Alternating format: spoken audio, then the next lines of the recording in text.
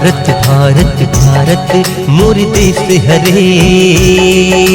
भारत भारत भारत मोर देश हरे। जिम जम्मो संगी साथी मिलजुल के रहे। जिम जम्मो संगी साथी मिलजुल के रहे। भारत भारत भारत मोर देश हरे। भारत भारत भारत मोर देश हरे।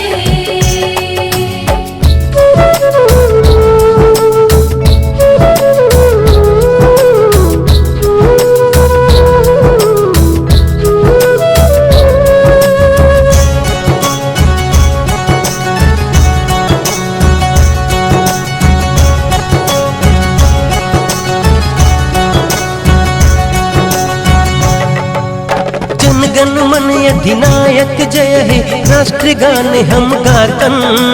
तन मन माय के उमंग भारत माँ की जय बुलाथन।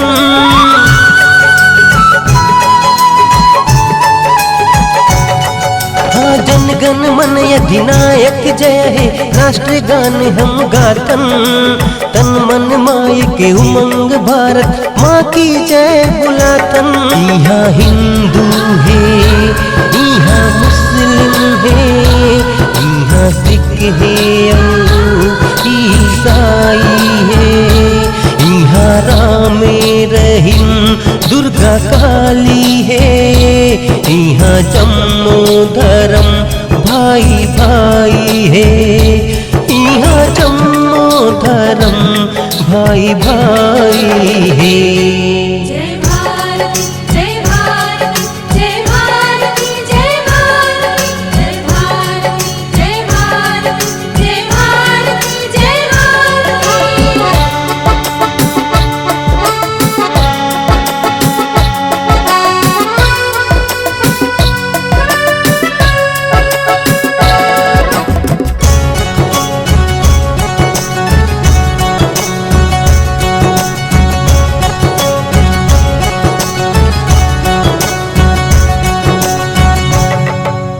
आज हिमालय की चोटी से फिर हमने ललकारा है।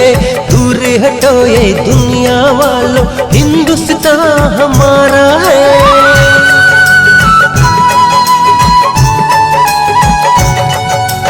आज हिमालय की चोटी से फिर हमने ललकारा है।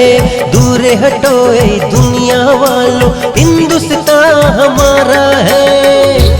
हम जब आज हिंदुस्तानी हरन और ये भुइयां के बोझ हम उठाबो, ये भारत माता के खातिर जरूरत माँ अपन सर घलो कटाबो।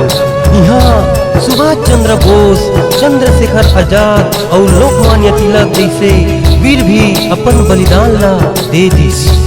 यहाँ जम्मो धर्म भाई भाई है। भारत भारत भारत मोर देश हरे।